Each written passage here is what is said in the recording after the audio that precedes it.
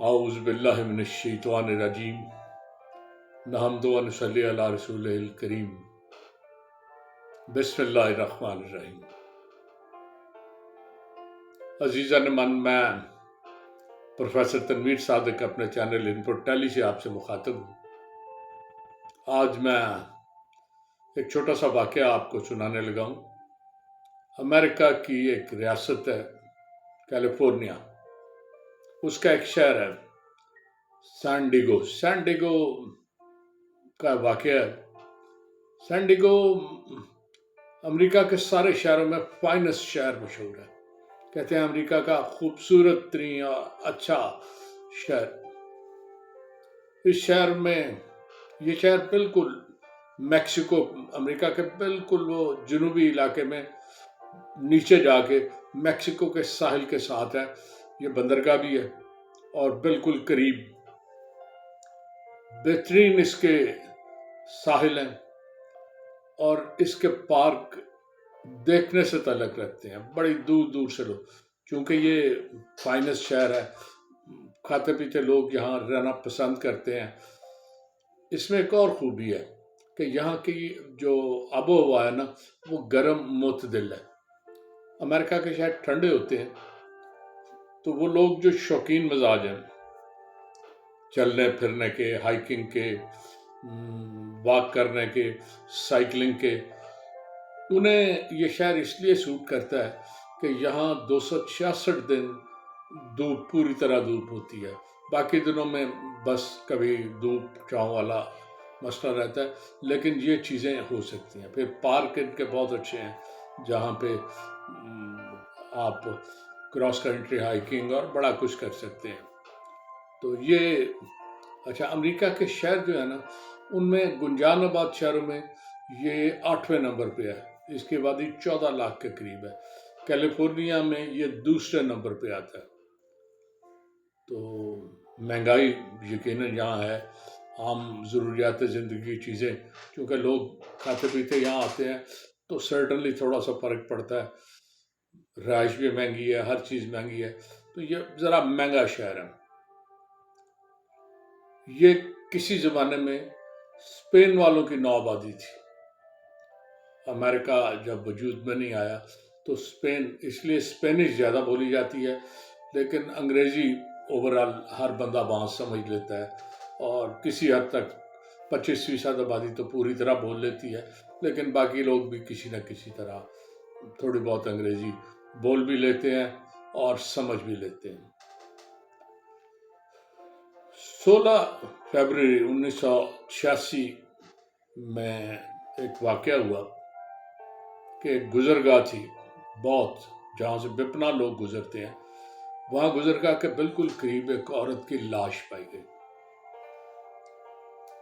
वो उन पुराने जो लोग गुम हुए थे उनका टेस्ट वुस्ट किया, डीएनए टेस्ट और दूसरे करने के बाद वो थोड़ी सी मेहनत के बाद उन्हें पता चल गया कि ये एक क्लॉडेटा पावर्स के नाम की औरत है, जिसकी एक छोटी सी बच्ची है।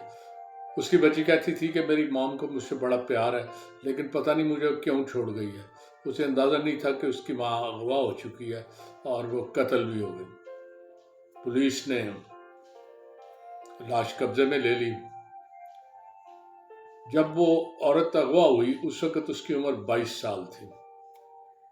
जब पता चला वो अगवा हुई थी वो सितंबर 84 में, तो 86 में जब उसकी डेड बॉडी मिली तो वो बहरहाल 2 साल बड़ी होगी।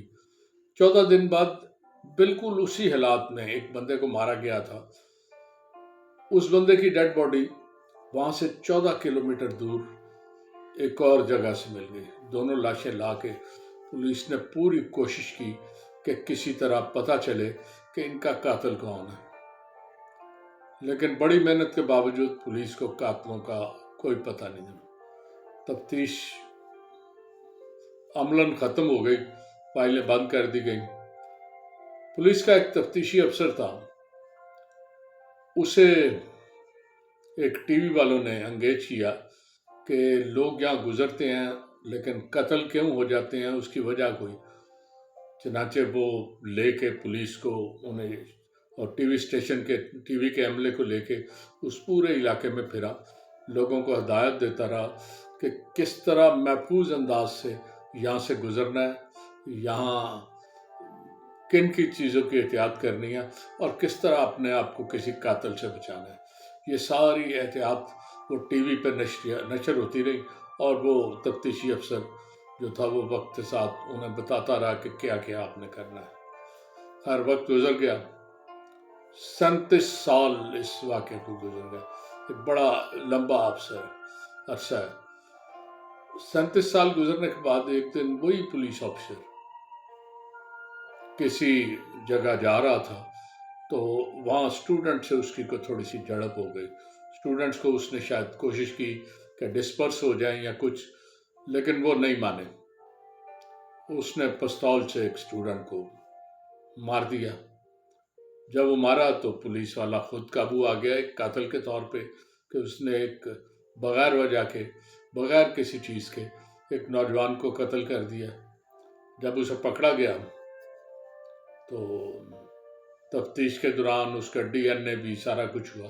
جب اس کا ڈی این اے کر رہے تھے نا، تو اس کے بالوں کا ڈی این اے، وہ جو عورت 37 سال پہلے فوت ہوئی تھی، اس کے کپڑوں پہ کو 2-3 بال لگے ہوئے تھے، جو انہوں نے اتار کے جن کا ڈی این اے ٹیسٹ کیا تھا، اور جو کس کے تھے وہ پتہ نہیں چلا تھا۔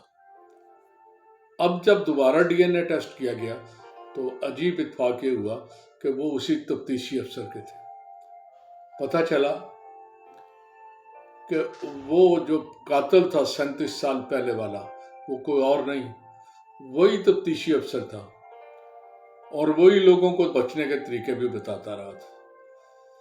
چنانچہ ایک نیا قتل کرنے کے بعد اسے 3 قتلوں کے الزام میں گرفتار کر لیا گیا، اور پولیس نے جب پوری طرح تفتیش کی تو اس نے اپنے جرم کا اقبال بھی کر لیا، اور اب وہ ایک کی بجائے 84 میں اس نے 2 قتل کیے تھے جو گمنام تھے، لیکن یہ تیسرا قتل کرنے کے بعد اب وہ 3 قتلوں میں مجرم ہے، اور اس کی سزا، اس کا کیس بھگت رہا ہے، یقیناً سزا بھی اسے مل جائے گی۔ تو آدمی بعض اوقات چیزوں کو چھپا لیتا ہے، لیکن ایسی چیزیں کہتے ہیں چھپتی نہیں ہیں، جو مرضی کر لیں۔ قتل ایسی چیز ہے جس کا سراغ کبھی نہ کبھی لگ جاتا ہے، اور جو قاتل ہوتا ہے وہ کبھی سزا سے بچ نہیں سکتا۔ تو آج یہی کہانی تھی۔ اجازت چاہوں گا، جاتے جاتے آپ سے پھر ریکویسٹ ہے کہ میرے چینل کو سبسکرائب بھی کر دیں اور بیل کا آئیکن بھی دبا دیں۔ آپ سے ملاقات ہوتی رہے گی۔ اللہ حافظ۔